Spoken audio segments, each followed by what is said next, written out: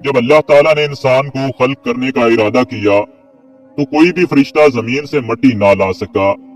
तो इतने में हजरत इजराइल अलैहिस्सलाम फरमाने लगे कि आए अल्लाह, ये काम मुझसे ही होना है। तो बस अल्लाह के हुक्म से हजरत इजराइल अलैहिस्सलाम जमीन को आए और 3 अकसाम की मिट्टी को जमा किया, सुर्ख, सफेद और स्याह। फिर इस मिट्टी को मक्का और ताइफ के दरमियान रखा गया और मुसलसल बाराने रहमत बरसती रही। फिर अल्लाह ने इस मिट्टी को अर्श पर बुलाया और हजरत आदम अलैहिस्सलाम का पुतला तैयार कर दिया और 40 साल तक वो जन्नत में रखा गया।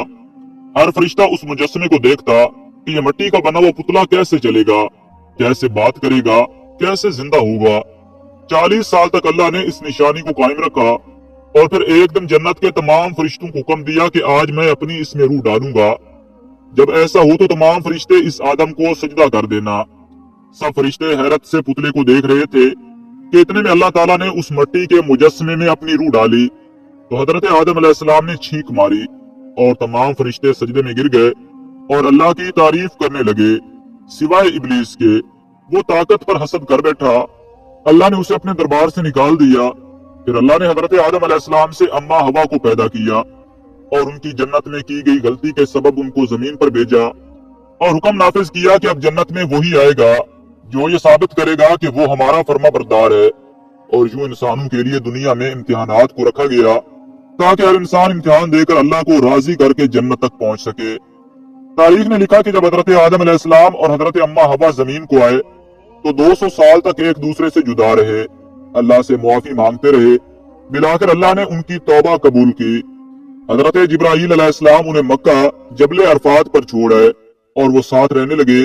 फिर अल्लाह ने हजरत आदम अलैहिस्सलाम को हुक्म दिया कि वो खाना काबा तामीर करें और हजरत जिब्राईल अलैहिस्सलाम और हजरत आदम अलैहिस्सलाम ने मिलकर एक हल्का निशान कायम किया जिसको बाद में तामीर हजरत इब्राहिम अलैहिस्सलाम ने किया और जिसे आज भी अल्लाह का घर खाना काबा कहते हैं।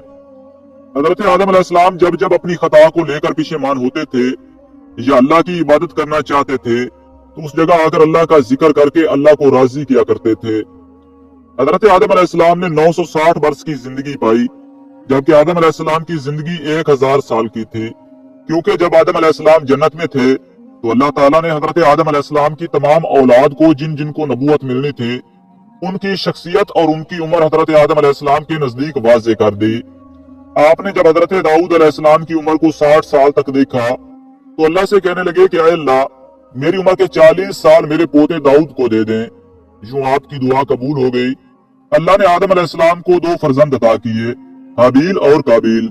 लेकिन शैतान के विस्व से हसद और नफरत ने जब काबील के हाथों से हाबील को कत्ल करवा दिया तो हजरत आदम अलैहिस्सलाम अंदर से टूट गए और बार बार अल्लाह के दरबार में दुआ मांगने लगे। एक दिन अल्लाह ने जिब्राईल अलैहिस्सलाम को आदम अलैहिस्सलाम के पास भेजा और फरमाया कि आए आदम, अल्लाह तुम्हें ऐसा बेटा देने वाला है जिसके नस्ब से अंबिया और औलिया जमीन तक पहुंचेंगे। उसका नाम शीस रखना। शीस का मतलब है अल्लाह का अता किया गया तोहफा।